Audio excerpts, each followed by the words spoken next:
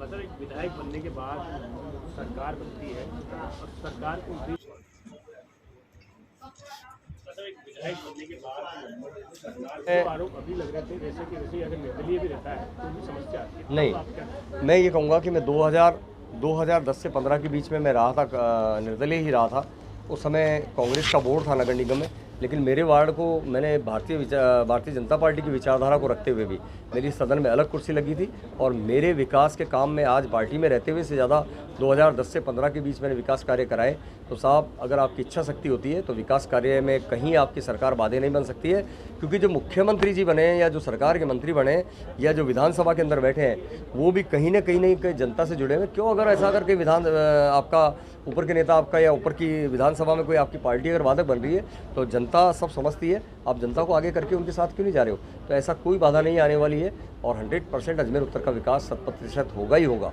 मुझे विकास कराना आता है। दूसरा सवाल, भारतीय जनता पार्टी से आप रहे हैं, आप मानते हैं कि बीजेपी के जो वरिष्ठ नेता हैं, प्रधानमंत्री मोदी हो या फिर और कोई नेता हो, तो उनको आप आगे रखकर चुनाव लड़ेंगे या नहीं? मैं किसी की प्रतिष्ठा और किसी के नाम को ख़राब नहीं करना चाहता। मोदी जी निश्चित तौर से हर भारतीय के मन में है, मेरे भी मन में है।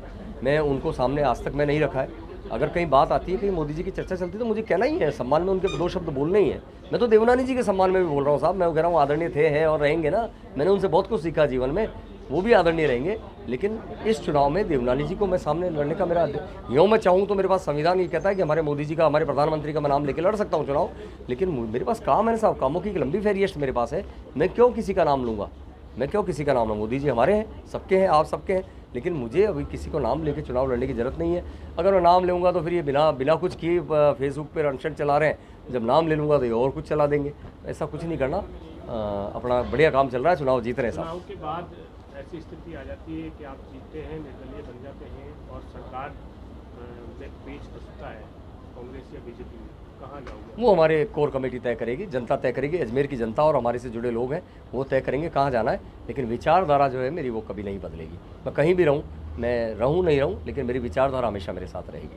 कांग्रेस की बी टीम का जो आरोप था उसको लेकर क्या कहेंगे साहब? कांग्रेस की बी टीम का आरोप ये था कि मैं आपको, हाँ अच्छा कहा आपने, पूछ लिया मानव जी। 2012 के अंदर राजस्थान के पहले वार्ड की वेबसाइट, मतलब आप देखिए साहब, आज तो सोशल मीडिया बहुत आगे है। 2012 या 12 के अंदर जब सचिन पायलट साहब केंद्रीय सूचना प्रौद्योगिकी मंत्री थे, तो उस समय मैंने आगे बढ़कर एक नई नवाचार करते हुए राजस्थान के किसी पार्षद द्वारा पहली वेबसाइट लॉन्च की थी अजमेर में अपने वार्ड के लिए। वार्ड की समस्त जानकारियाँ थी, प्लस 70 लाख के विकास काम थे। उनका उद्घाटन करने के लिए मैंने पायलट साहब को बुलाया था। चूँकि कांग्रेस का बोर्ड था अजमेर के अंदर, जिला अध्यक्ष महेंद्र सिंह जी लड़ावता थे, मेयर साहब कमल जी बाकुलिया थे। जब पायलट साहब जैसा व्यक्ति एक वार्ड के अंदर वेबसाइट का उद्घाटन करता है और वो मंच से बोलता, मंच से तारीफ करता है और अखबारों में दूसरी चीज़ छपती है कि पायलट ने की निर्दलीय ज्ञान की तारीफ, वो फ़ोटो लगा के मेरे भाई लोग कह रहे हैं कि साहब ये तो कांग्रेस की बी टीम है। अरे आपकी बी टीम की जरूरत कहाँ थी? मैं तो आपके अंदर रहते, आपके साथ दूसरे आपके साथ ही कर रहे ना। वैसे आपके पीठ में छुरा घोंप के पता ही नहीं चल रहा था कब आपको हरवा देता। लेकिन गद्दारी हमारे खून में नहीं है साहब। और रही बात अनुशासनहीनता की, तो अभी इन्होंने, जब मैंने इस्तीफा ही दे दिया, माननीय राष्ट्रीय अध्यक्ष जी, माननीय प्रदेश अध्यक्ष जी और माननीय जिला अध्यक्ष जी को मैंने इस्तीफा भेज दिया नामांकन भरने से पहले, तो मेरे को निलंबन और वो हटाने की, पार्टी से निकालने की जरूरत कहाँ पड़ी थी? जब मैं अपना त्यागपत्र दे चुका, मैं उनका सदस्य ही नहीं रहा, तो उन्होंने प्रोपेगेंडा करने की जरूरत नहीं थी। और अगर मैंने 2010 में चुनाव लड़ा तो 2010 से लेकर और आज तक तो उन्होंने मेरे को निलंबित नहीं किया। क्यों नहीं किया? कि उस समय इनकी गरज थी। सबके सामने हो सकता है भविष्य में हमारे चुनाव में पार्टियाँ इसको अपना ले तो अच्छी बात है। पहला साहब कि एक ज़माना होता था जब निर्वाचन आयोग पर्चियाँ नहीं बांटता था, उस समय हाथ से बना के दोनों पार्टियों के कार्यकर्ता पर्चियाँ बांटते थे। अब वो ज़माना गया और निर्वाचन आयोग के बूथ लेवल ऑफिसर्स हर घर घर पर्चियाँ पहुँचाते हैं। अगर बची हुई पर्चियाँ होती है तो उनकी जिम्मेदारी तय होती है कि पर्ची कैसे बटी, उनको कारण बताना होता है। तो ऐसी परिस्थिति में लाखों रुपए पर्ची बनवाना, छपवाना, बंटवाना, तो साहब हमने एक, हमारे कार्यकर्ताओं ने, हमारी साथी कोर टीम ने ये घोषणा की है कि हम पर्ची नहीं बंटवाएंगे। BLO के ऊपर हमें पूरा विश्वास है। नंबर 2, जब कैमरे लगे हैं, पुलिस व्यवस्था है, CRPF की व्यवस्था है, होमगार्ड की व्यवस्था है, निर्वाचन आयोग के जो पीठासीन अधिकारी होते हैं बहुत जिम्मेदार और उनके ऊपर पूरा शिकंजा रहता है, उसके बाद अपने पोलिंग एजेंट बिठा रहे हो साहब। एक ये ठीक है, सरकारी जो प्रक्रिया पुरानी चली आ रही है, तो हमारी टीम कभी पोलिंग एजेंट नहीं बैठाएगी दोनों में। हम चाहें तो एक एक बूथ में 4-4 पोलिंग एजेंट बिठा सकते हैं। आपने कल की रैली में हमारे कार्यकर्ता देखे थे, वो बिना पेट्रोल डीजल भराए या किराए के नहीं थे, वो हमारे सारे साथी और कार्यकर्ता थे।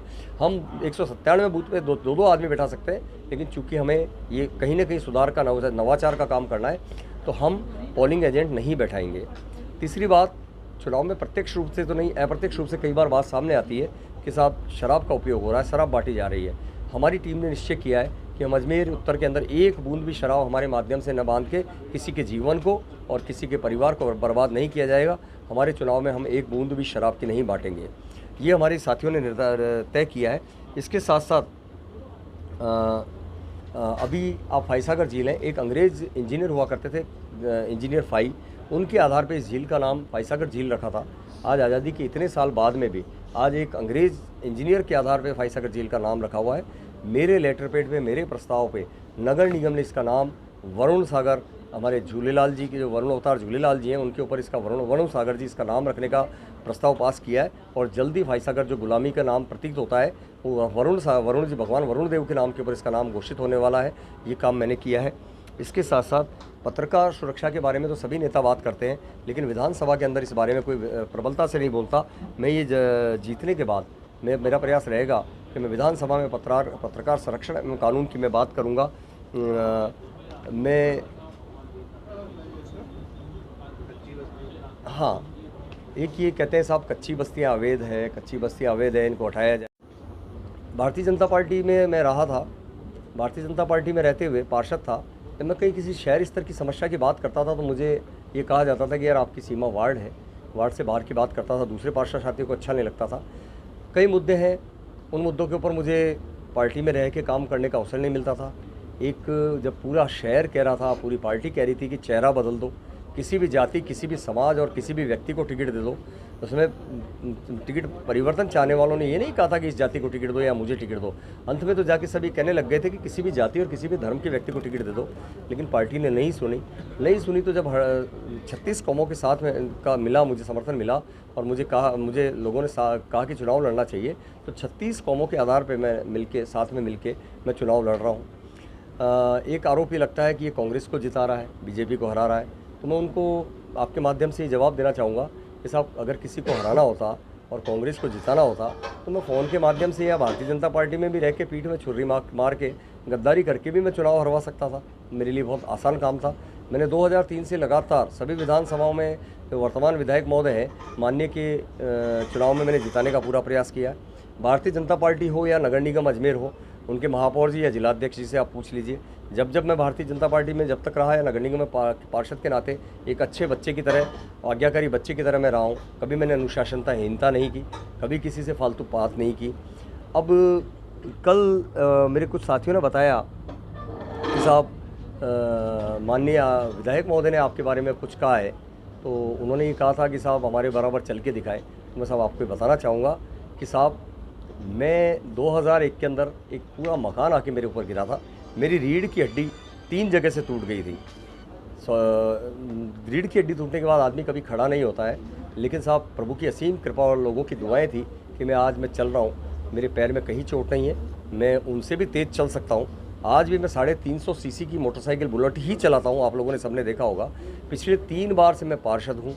पार्षद के साथ साथ मैं गौ सेवा भी कर रहा हूँ।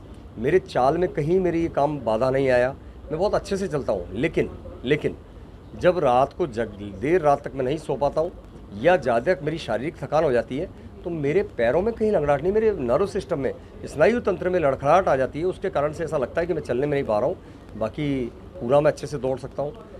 नामांकन